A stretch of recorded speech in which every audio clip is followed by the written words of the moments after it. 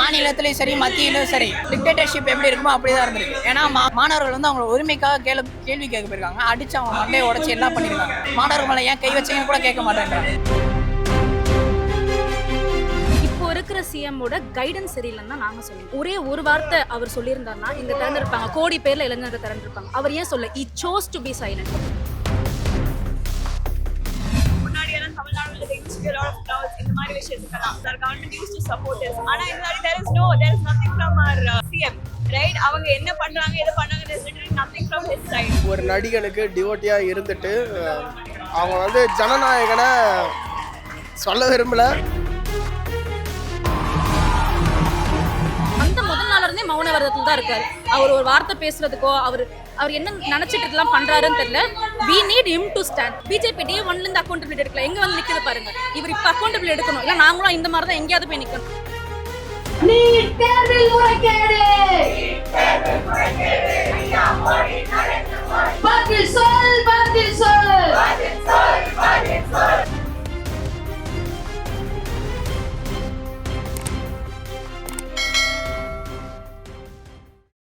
இது ஒரு third day டெல்லியில அவ்வளவு பெரிய போராட்டம் நடந்துட்டு இருக்கு. தமிழ்நாட்டுல, அதாவது டெல்லிக்கு அப்புறம் அதிகமா எதிர்பார்க்கப்பட்டது இளைஞர்கள் வந்து தமிழ்நாட்டுல தான் கூடுவாங்கன்னு சொல்லிட்டு. ஆனா இப்போ இரண்டு விதமா பிரிந்துட்டாங்க. ஒரு பக்கம் சினிமா மோகத்தை நோக்கி ஓடிட்டு இருக்காங்க. ஒரு சிறிய குறுகிய ஒரு இளைஞர்கள் மட்டும்தான் இங்க இருக்க மாதிரி இருக்கு. இந்த ஒரு மாற்றம் எப்படி இருக்கு பார்க்கும்போது? I think இந்த மாற்றம் is because of the current ruling party in Tamil Nadu. இந்த மாற்றம் வந்தனால தான் வந்துச்சு நிறைய இப்போ என்ன சொல்றது, இப்போ இளைஞர்கள் இவ்வளவு கூடாம இருக்கிறது. இப்போ பாத்தீங்கன்னா வந்துச்சு முன்னாடி எல்லாம் தமிழ்நாடுல they used to be a lot of crowds இந்த மாதிரி விஷயத்துக்கெல்லாம். But now you see because our party used to support us, our government used to support us. ஆனா இந்த மாதிரி there is nothing from our like our CM, right? அவங்க என்ன பண்றாங்க எது பண்ணாங்க, there is literally nothing from his side, right? There is no opinion, no or a press meet, nothing is there. So probably because of that like a lot of people are not coming out. But I'm glad that இவ்வளவாச்சும் people வந்திருக்காங்க, இந்த ஒரு காஸ்க்காக பண்றாங்க. That's very very nice. And even I am here to support this for the better cause. We had a CM எங்களோட ஒரு போராட்ட காலத்தில் இறங்கி எங்களுக்காக பேசின சிஎம்மோ நடந்த சிஎம்மோ இருக்கிறாங்க. இப்போ இருக்கிற சிஎம்மோட கைடன்ஸ் சரியில்லைன்னு தான் நாங்கள் சொல்லுவோம்.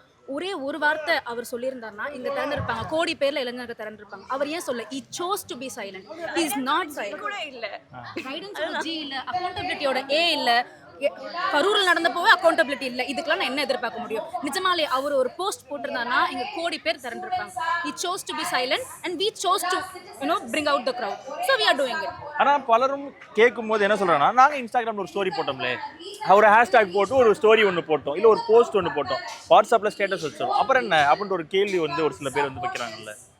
அப்படி that's bare minimum. அது எல்லாரும் பண்ண வேண்டியது தான். But if they like I don't know, இப்போ வந்துட்டு தெரிஞ்சும் வராம இருக்கிறது is something that from a miss from their side is what I would say. இப்போ நீங்க இங்க போராட்டம் பண்ணிட்டு இருக்கீங்க.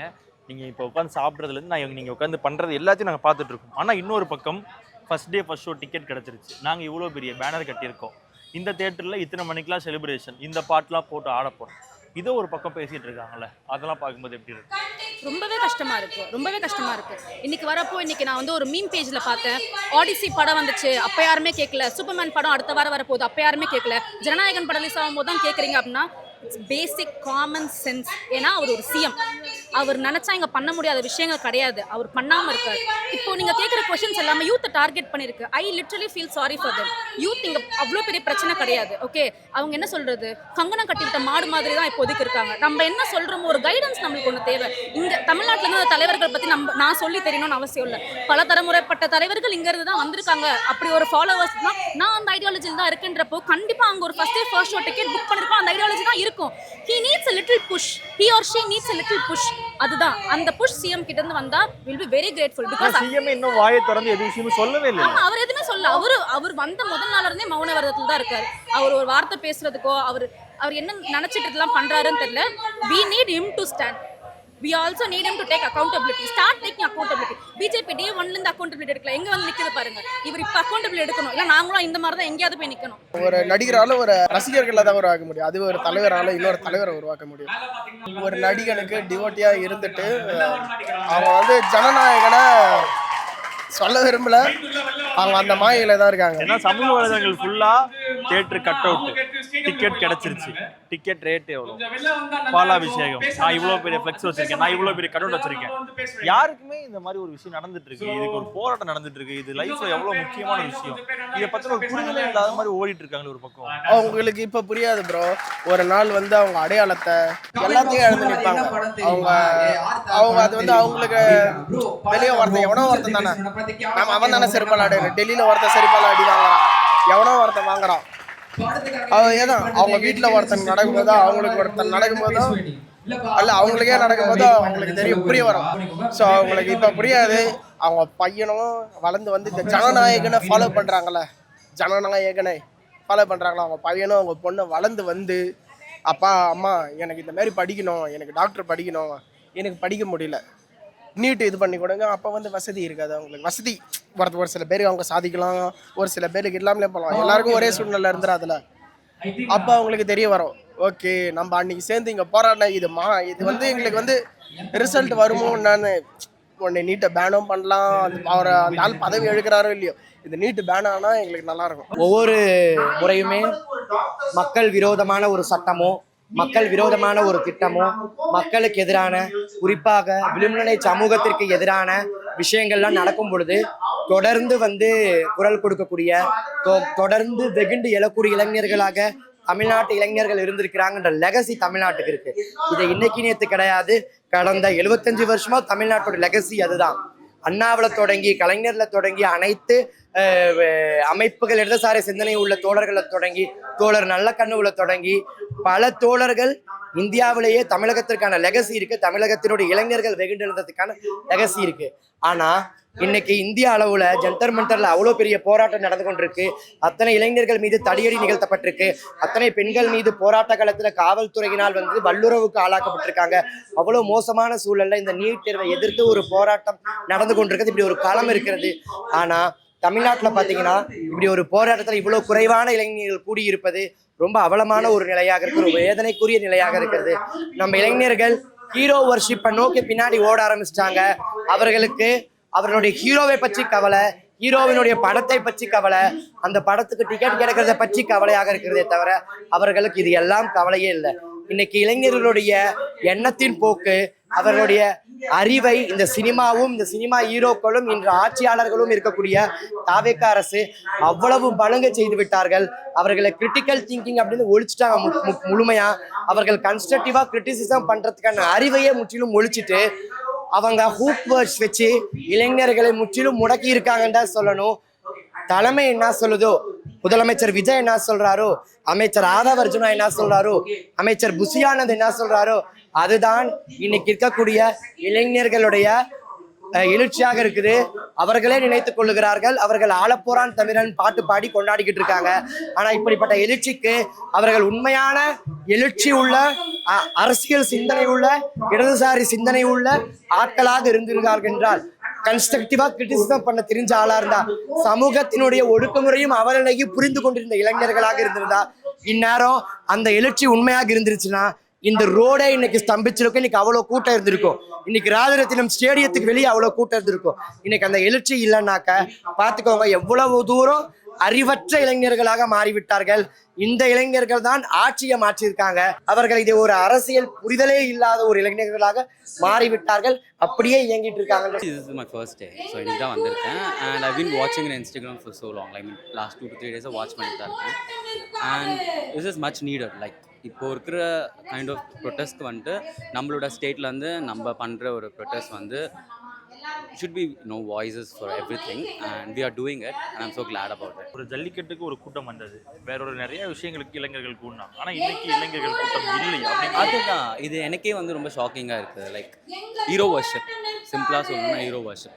பிகாஸ் வந்து நம்ம ஹீரோ வர்ஷிப் பண்ணலாம், பட் எதுக்கு பண்ணணும் அதான் பண்ணணும். But when it comes to life and it comes to politics, we should have some own standards. கண்டிப்பாக உங்களுக்கு கேட்காது, எனக்கு அது தெரியும். ஸோ நம்மளுக்குன்னு ஒரு ஸ்டாண்டர்ட்ஸ் இருக்கும். ஸோ இந்த போராட்டம் வந்து ஏன் ரொம்ப முக்கியம் நான் நினைக்கிறேன்னா வந்துட்டு நீட்டுன்றது ஒரு பிக் ஸ்கேம். ஸோ எல்லாராலையுமே வந்துட்டு நீட்டை வந்து எழுத முடியும், கிளியர் பண்ண முடியும்னா வந்துட்டு அது ஒரு பெரிய கொஸ்டின் தான். ஸோ இங்கே மார்ஜினலைஸ் பீப்புள் இங்கே நிறைய பேர் இருக்காங்க. ஸோ அவங்களாலலாம் வந்து அதை வந்து இன்னும் வரைக்குமே கிளியர் பண்ண முடியாததுக்கு காரணம் வந்துட்டு இதுவே இந்த ஒரு இதை கன்ஸ்ட்ரக்ட் பண்ணியிருக்காங்கல்ல, இதுவே ஒரு பிக்கர் ஸ்கேம் தான் நான் நினைக்கிறேன். இதில் யார் பெனிஃபிட் ஆகிறாங்கன்னா வந்துட்டு யாரெல்லாம் அந்த ப்ரிவிலேஜ் இருக்கோ அவங்க மட்டும்தான் இன்ன வரைக்கும் பெனிஃபிட் ஆகிட்டு இருக்காங்க. தவிர கேட்டால் வந்து இந்த பர்சன்டேஜ் இந்த மார்க்கில் வந்து they didn't clear the the NEET examன்னு சொல்கிறாங்க. பட் டு பி ஓவராலாக பார்க்கும்போது வந்துட்டு நிறைய பேர் சொல்கிறாங்க இது வந்துட்டு ரொம்ப ஒரு இன்டெலெக்சுவல் பேஸ்டான ஒரு விஷயம் அப்படின்னு சொல்கிறாங்க. பட் இது வந்து ஒரு இன்டெலெக்சுவல் பேஸ்டாக எடுத்துக்கவே முடியாது. இது இன்டெலெக்சுவல் பேஸ்டு நம்ம சொன்னாலுமே வந்து இது அபத்தமான ஒரு விஷயம். ஸோ இது ஓவராலாக பார்க்கும்போது ஒரு ஸ்கேமாக தான் நம்ம கன்சிடர் பண்ணணும். இதனால நிறைய பேர் பெனிஃபிட் ஆகிறது, பெனிஃபிட் ஆகிறவங்க மட்டும்தான் இன்னைக்கு வரைக்கும் பெனிஃபிட் ஆகிட்டு இருக்காங்க. ஆனால் இந்த இன்ஸ்டாகிராமில் இருந்துக்கிட்டு இன்ஸ்டாகிராமில் ஒரு ஸ்டோரி போட்டு நானும் இதுக்கு ஆதரிக்கிறேன் அப்படின்னு சொல்லிட்டு களத்துக்கு வராமல் வீட்டில் இருந்துட்டு பண்ணுறாங்க. ஸோ அவங்களெலாம் பார்க்கும்போது ஐ டோன்ட் நோ, லைக் நிறைய பேருக்கு வந்துட்டு அனானமஸாக இருப்பாங்க, நிறைய பேருக்கு வந்து they don't want to reveal their selves in front of the media, but still if they are just supporting the protest, supporting these kind of thingsனா வந்து அதுவும் அப்ரிஷியேட் பண்ணலாம். பட் அது பண்ணாமலேயும் நிறைய பேர் இருக்காங்கன்னா வந்துட்டு அதுக்கு என்ன சொல்லணும்னு எனக்கு தெரியல. ஜல்லிக்கட்டுக்கு போகிறாங்க, எல்லாத்துக்கும் போகிறாங்க, நீங்கள் சொல்கிறீங்க எல்லாமே கரெக்டு தான். பட் இந்த மாதிரி ஒரு விஷயம் தான் வந்து it's going to change the thing for the students. And இப்போ நிறைய பேர் வந்து அஃபெக்ட் ஆகிருக்காங்க. அதெல்லாமே பார்த்துட்டு வந்து நீங்கள் கேட்குற கேள்வி வந்து கரெக்டான கேள்வி. ஜல்லிக்கட்டுக்கு போகிறாங்க, இதுக்கு வர மாட்டாங்கன்னா வந்துட்டு ஐடியா அபவுட் இட். பட் நான் வந்திருக்கேன், என்ன மாதிரி நிறைய பேர் வந்திருக்காங்க, அதை நம்ம அப்ரிஷியேட் பண்ணணும், அதையும் நம்ம பார்க்கணுன்றது. இந்த நீட்ன்றது வந்து ஒரு ஒரு ஒரு எஜுகேஷன் சிஸ்டம் வந்து இப்போ டிரான்ஸ்பரன்சியே இல்லாத ஒரு எஜுகேஷன் சிஸ்டமாக இருக்குது. எப்படி சொல்ல போனால் இது வந்து ஒரு லட்சக்கணக்கான மாணவர்களோட வாழ்க்கையாக இருந்துருக்கு. ஏன்னா கடந்த 22 லட்சம் மாணவர்கள் நீட் தேர்வு எழுதுனேன்னு சொல்கிறாங்க. அப்போது 22 லட்சம் மாணவர்கள் வாழ்க்கையை பார்த்துக்குங்க. ஏன்னா இப்போ 22 லட்சம் மாணவர்கள் நீட் தேர்வு எழுதுனாங்கன்னா ரீநீட் கொண்டு வந்தா அந்த நீட்ல நல்லா ஸ்கோர் பண்ணவன் வந்து என்ன பண்ணுவான்? 1-2 பேர் முறைகேடு பண்ணதுக்கு மொத்தமா இது பண்ணிட்டாங்க. அப்போ நல்லா எழுதினவங்க என்ன பண்ணுவாங்க? அப்ப இப்ப என்ன சொல்றாங்க? இப்ப ரீநீட் எழுதுனதுலயே ஒரு சில தவறுகள் நடந்திருக்குன்றாங்க. இப்ப என்ன சொல்றாங்க? தப்பு பண்ணவங்க மேல கடும் நடவடிக்கை எடுக்கணும். அப்ப ஏன் நீட் 26ல செய்யல? அப்ப செஞ்சிருந்தா நல்லா ஸ்கோர் பண்ணவன் அவனோட கனவோட போயிருக்கான். ஏன்னா ஃப்ரெஷர்ஸும் சரி, ரிப்பீட்டர்ஸும் சரி, 4 இயர்ஸ் 5 இயர்ஸ் ட்ராப் அவுட்டும் நல்லா ஸ்கோர் பண்ணவன் அப்போ போயிருப்பான். இப்போ 5 இயர்ஸ் ட்ராப் அவுட் இப்போ வந்து மார்க் கம்மி ஆயிடுச்சு. கவுன்சிலிங் போடாமல் அவனுக்கு கிடைக்குமா கிடைக்காதுன்னு டவுட்டாக இருக்குது. டிக்டேட்டர்ஷிப் எப்படி இருக்குமோ அப்படி தான் இருந்திருக்கு. ஏன்னா மாணவர்கள் வந்து அவங்களோட உரிமைக்காக கேள்வி கேட்க போயிருக்காங்க, அடித்து அவங்க மண்டையை உடச்சி எல்லாம் பண்ணியிருக்காங்க. ஸோ இது வந்து எப்படி இருக்குது? இது அவங்க பற்றி பேசவே இல்லை. மாணவர்கள் மேலே ஏன் கை வச்சீங்கன்னு கூட கேட்க மாட்டேன்றாங்க. மாநிலத்திலையும் சரி, மத்தியிலும் சரி, 2 பக்கமே வந்து ஒரு சப்போர்ட் இல்லை இது வரைக்கும்.